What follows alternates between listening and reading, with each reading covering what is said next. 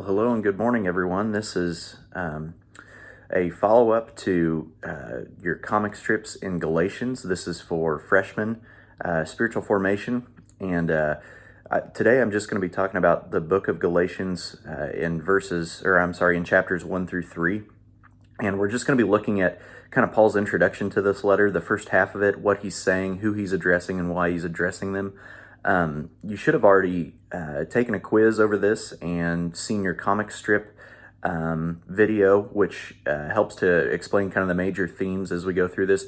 I just want to walk through this as a way of reminder for you and to walk through things that are just a little bit more personal than what you get in the video, which is good at giving you the big picture ideas. Today I want to kind of expound on some of those what we would consider smaller things but more personal things. So in chapter 1, Paul is going to be calling out the Galatians because they are accepting a different gospel. As you saw in the comic strip video, there were different factions of people, both Jews and Gentiles, who were at odds with each other because the Jews were telling the Gentiles that they needed to be circumcised and follow the ways of the law and of the Torah. And so the Gentiles were being led astray by these Jews. And Paul is going to give them a strong rebuke here. At one point, he even calls them the foolish Galatians because they're accepting a different gospel. He says here in chapter 1, he says, "I'm astonished that you are so quickly deserting him who called you in the grace of Christ and are turning to a different gospel. Not that there is another one, but there are some who trouble you and want to distort the gospel of Christ." Kids, we've talked many times about this throughout the school year, that it's kind of a hot button issue in church today, that there is a movement to distort the gospel. It's always been there. It's a little bit different for each generation and throughout each age, but for the last 2,000 years, people have been trying to distort the gospel. It was no different clear back then when the gospel was fresh and brand new, and you'd even seen people walk with Jesus who were, some of them were even being led astray by different gospels. So Paul's going to give them a strong rebuke here, and he's going to tell them, listen, guys, even if me or an angel from heaven comes to you preaching a different gospel, they are cut off from God. Let them be cursed, or accursed is the word that he uses here in my translation. That if we are believing a different gospel than Jesus Christ and him crucified to take our place, to satisfy God's justice and his wrath in our place and extend us mercy and grace at the same time, if we are forsaking that gospel, we are cut off from God. If we don't believe that, we don't believe the gospel. I find this to be a very striking passage because, and not to chase a rabbit trail here, but just to show you the magnitude of what this means, 600 years after Paul writes this, roughly 600 years, a man in a cave in the Middle East named Muhammad is going to claim to get a vision from an angel of heaven that preaches a different gospel. And that became the foundation for what is the religion of Islam. Paul is very serious and very careful that it doesn't matter who it is, a host of heaven, an apostle, it doesn't matter who it is. If they come to you preaching a gospel other than Jesus, don't listen to them because they're trying to deceive you. He goes on to say, that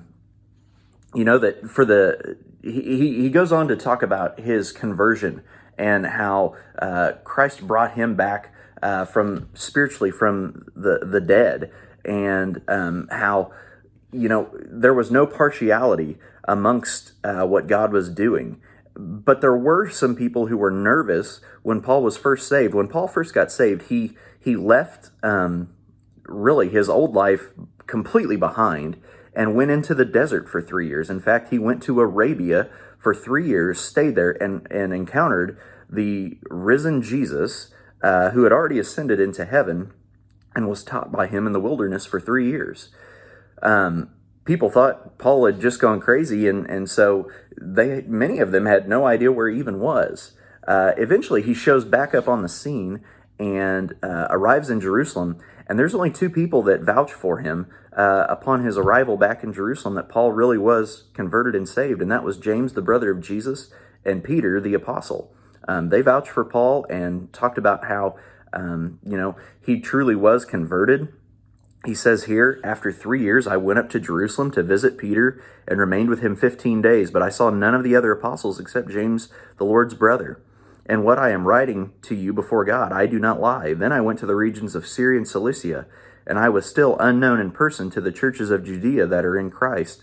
They only were hearing it said, he who used to persecute us is now preaching the faith he once tried to destroy, and they glorified God because of me. 14 years later, Paul's going to return to Jerusalem.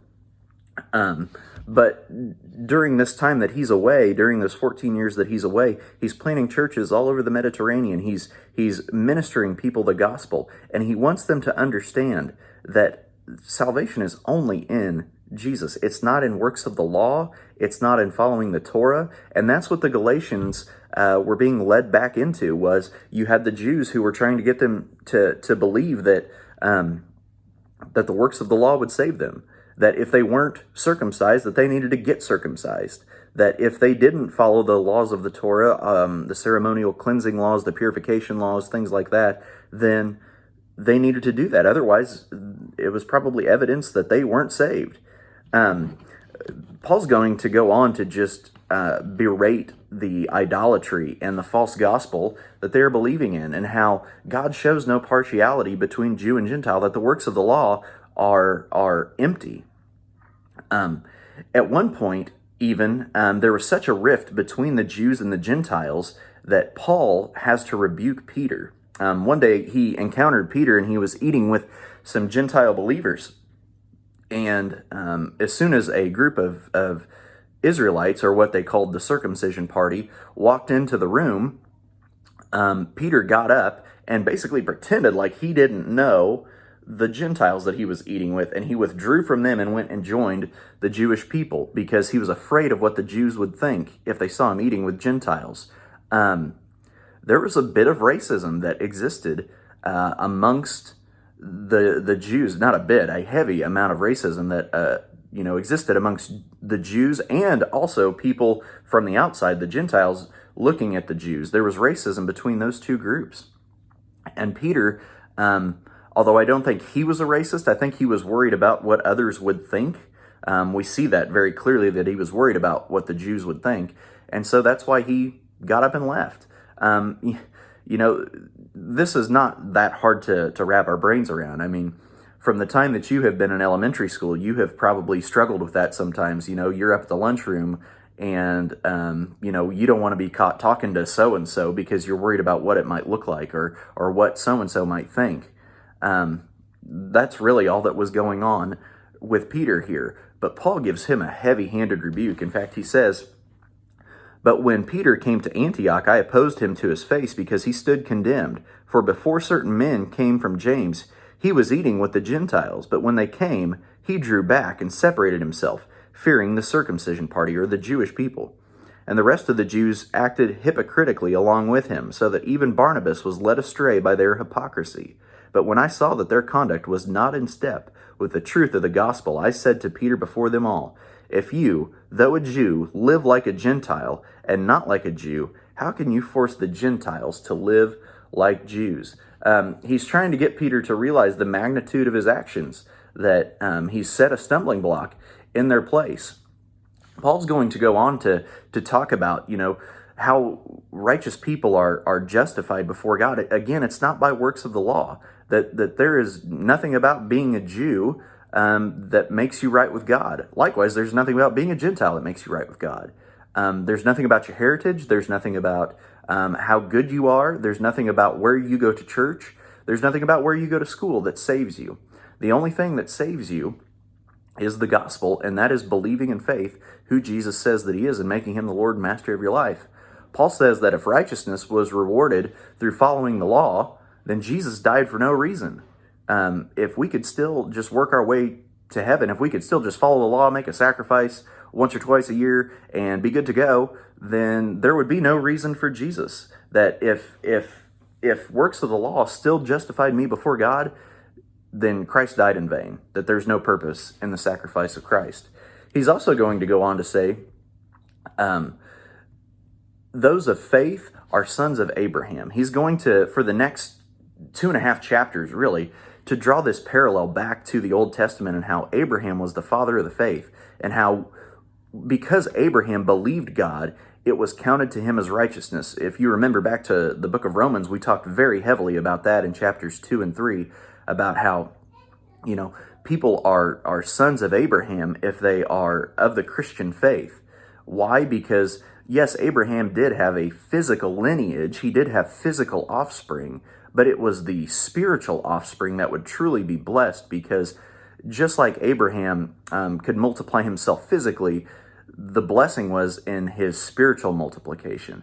Why? Because Abraham is the father of the faith. He's the founder of the faith. What was his faith? That he believed God and that it was counted to him as righteousness. That Abraham believed that God in his old age could give Abraham a son and an heir. And through that faith, God saved him. He couldn't do anything of his own. He was 100 years old. 100-year-old people can't have kids. But they can when God transcends all of our human understanding. And Abraham, although it seemed impossible, Abraham believed that would happen. And so for us as Christians, or for people who are on the precipice of becoming a Christian, that's why faith matters to us, is because that's the only way that we can be justified. That was the only thing that made Abraham good in God's sight, was he believed that God would do it. For us, we have to believe that God will take away our sin, that God will give us new life, because we can't do it in and of ourselves. We can't earn our way to heaven. The only thing that can give us peace, the only thing that can give us comfort, the only thing that can save us is faith that God can do it on our behalf. Paul tells us that those who rely on their works for their salvation are under a curse. It goes back to that whole false gospel thing with, whether Paul or an angel from heaven preaches a different gospel, let them be cursed. Well, here Paul is really saying the same thing, that if you rely on your goodness and just being a good person or a nice person, but you don't have saving faith in Christ, you're under a curse. That you're cut off from God, that your good works, as other books tell us, they're like filthy rags in God's sight, that there's nothing about us inwardly that pleases God until that faith is taken and received, and then we are able to please God when we are doing things in faith, not just because we want to earn God's favor. Paul says that before faith came, we were held captive by the law, that there was no working our way to God, that we couldn't get closer to God, that sin was a prison, and the law just showed us where the bars on the prison door were, that we were held captive, and we couldn't do anything about it. What can a prisoner do to get his freedom? Absolutely nothing. He can just sit there and be a prisoner in hopes that an advocate or somebody else would come and set him free. Well, again, y'all, that's what the gospel is. It's God coming to set us free. It's him opening up the prison door, because we can't open it on our own. We don't have the keys. All we can do is sit there and be a prisoner. We were captive to our own sins. But God, in his goodness, he opened up the door so that we could walk out of that prison. Paul wants the Galatians to remember this. This is the gospel. He wants them to push away from that gospel of works of the law, following the ancient ways of Judaism. He doesn't want us to do that anymore. There are certain things about the Old Testament. All of the Old Testament is God moved and God breathed, so we should believe it. But there's certain things about the old law that they just don't apply to us anymore. Why? Because Christ fulfilled them and he redeemed us from those things. But at the same time, I do want to make a careful consideration here. Jesus himself says that he did not come to abolish the old law. In fact, he came to fulfill it. So the Old Testament and the old law, it is important to us. We should be learning from it. There are things even now that we can learn from what's going on in our current world. In the old law, it talked about how you shouldn't eat certain foods. One of those was bats. How did this coronavirus start, guys? It started from bats. I think that God, even in the Old Testament and even in the old law, he knew some things that he wanted us to be thinking about, things that we could learn from. But there's certain things that we are just not under the old law anymore. Why? Because Christ set us free from that. He fulfilled it on our behalf because we never could. So stop trying to just do good and earn God's favor, because we can't earn God's favor.